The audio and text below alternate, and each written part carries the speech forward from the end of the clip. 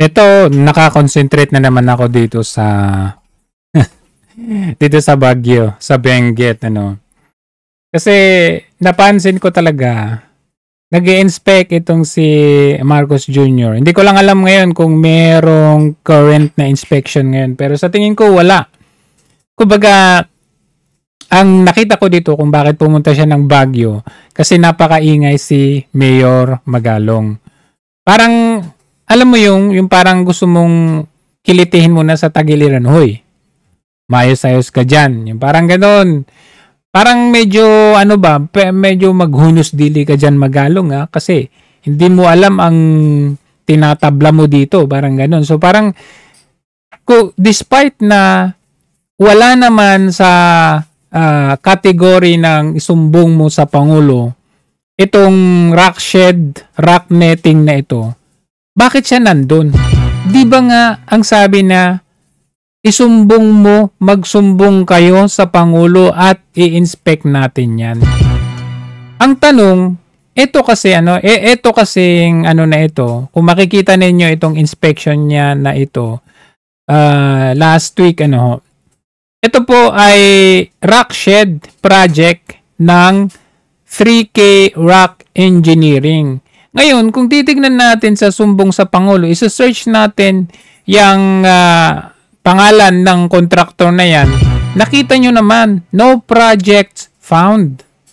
So, ibig sabihin, bakit ka nandyan sa rock shed na proyekto ng 3K Rock Engineering kung wala naman sa listahan ng mga isumbong mo sa Pangulo? Nakakatawa lang, di ba? So, napakalayo kasi ito po, ang nilalaman ng sumbong sa Pangulo na ito ay flood control project. Pero bakit nakapagtataka itong Pangulo na ito nandito sa Benguet, sa Baguio, para inspect yung, inspect niya dito? Hindi naman ito about doon sa nilalaman at category ng sumbong sa Pangulo. Tignan ninyo dito, flood control pa nga yung na-mention niya dito. Mayor Benji Magalong to inspect some of these problematic, again, flood control projects. Pakiulit mga, pakiulit. Some of these problematic, again, flood control projects. I think you can see for yourself na... Paano naging flood control projects yan? At bakit ka nandyan? Hindi naman kasama yan sa sumbong sa Pangulo. Hindi ba't, ayan dito, list of flood control projects. Pero itong pinuntahan mo, hindi po siya flood control. Ano yan? Pumunta ka lang kay Mayor Magalong para medyo takot-takutin mo lang, ganon, para manahimik siya. Dahil, tignan mo nga, sabi ko nga, wala itong contractor na ito. Sabi mo, 264 million ang nagastos dito. At sabi, nag-collapse daw ito nung July 25 to 26, 2025. Pero kung titignan ninyo, saan dyan yung nag-collapse? Ayan, tingnan nyo, buong buo. Dito lang sa may banda dito. Pero yung collapse na sinasabi, tingnan mo naman yung gravity. You have to identify the gravity of collapse. Kasi kapag nag-collapse, malamang sa malamang unusable po yan.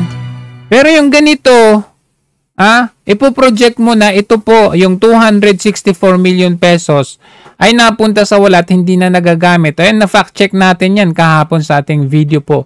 Pinakita natin na passable at usable pa rin yan at hindi po totoo. Ngayon, sabi niya flood control project. Tingnan nyo nga kung flood control project po ito. Sige nga, kayo na magsabi. I-zoom pa natin. Flood control project. Saan dyan yung flood control?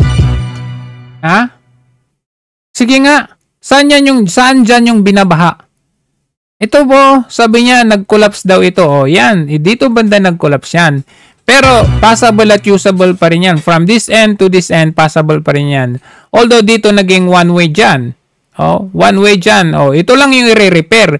Ngayon, ang sabi ni Marcos Jr., part of this interview, ang sabi niya, susolusyonan daw nila yan. At ang gagastusin nila kung 264 million, dodoble nila at 500 million daw ang babudgetan nila dyan. Aba, makakobra na naman sila dito ah. Diba? Saan ka nakikita? Ang sabi niya dito flood control project daw. For these problematic again flood control projects, I think you can see for yourself na talagang hindi trinabaho ng mabuti ito dahil yung ginawang slope protection supposedly dito ay bumigay kagad. Bumigay. Pati yung slope protection Bumigay. dapat na nandyan na hindi ginawa ay Tinakot ka ba, Mayor Magalong? Ha? Tinakot ka ba? Hindi ko alam kung bakit nagpagamit ka dito, Mayor Magalong ha. Kasi sayang naman ha, yung tiwala namin sa iyo kung ganito din lang na magpapauto ka dito sa kay Marcos Jr. Unang-una, sabi niya flood control, hindi ka ba nag-react? Flood control, hindi po yan flood control. At unang-una, hindi po sarado yung kalsada niyan. Passable pa rin po yan. Ito. Okay? Ngayon, yung inuulit ko, yung 3K Rock Engineering na contractor nito, ha? Hindi po siya searchable. Wala po siya dito.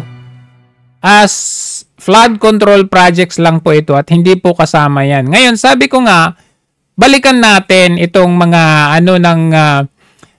kung titignan natin yung SunWest. Ayan. Ang dami Ang daming SunWest lahat yan. Sobrang dami. Ito po ang dapat niyang bisitahin. Kasi ito po, listahan po ng flood control projects na nireport. Yan po ang dapat niyang bisitahin. Hindi po yung wala sa listahan ang binibisita niya. Para ano? Paano kami maniniwala sa'yo na meron ka talagang aaksyonan dito sa mga sumbong kung ang pinupuntahan mo ay yung namang hindi ko mawari na hindi naman kasama sa listahan. So yan lamang po ang ating komento dyan dito sa sumbong sa Pangulo. Ang dami! Ayan, ang daming proyekto ng SunWest, yung pamangkin at anak at kapatid ni Zaldico, ang sarap ng pamumuhay nila. Sa isang kainan lang, pinagyayabang. Sabi niya, yung 700K na isang kainan, mura pa daw yun. Saan ka na? Ito yung dapat. Itong mga dilawan, tahimik sila. Your silence is deafening dito. Pero pagdating dun sa 125 million pesos na confidential funds ni VP Sara, ang iingay ninyo. Pero dito, nakita nyo naman, pagkain pa lang nila, yung mga sasakyan nila pagkadami-dami, American cars, yung napaka mag-aarbong pamamasyal nila sa ibang bansa at pag-aaral, wala ang tatahimik ninyo. Pagdidiskitan pa ninyo itong rock shed na functioning naman at sabi pa ni Marcos Jr. dito na wala daw ginawa. Parang walang ginawa at walang say-say. Ayan possible. Sabi ko nga, na-fact check nga yung matanda dito. Ayan walang daanan.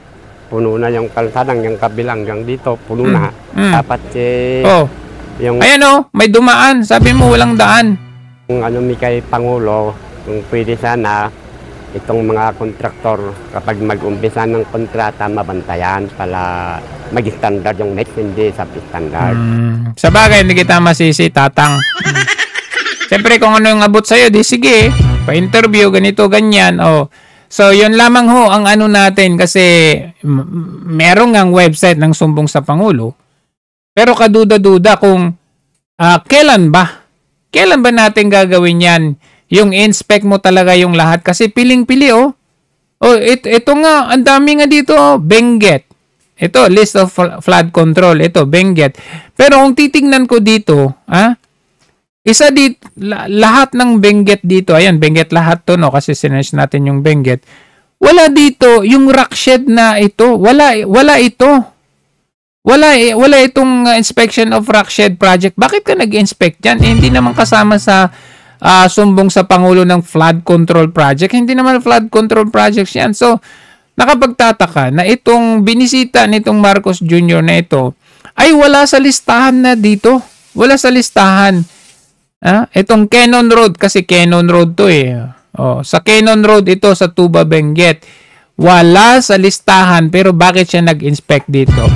Ano to? Selective ba?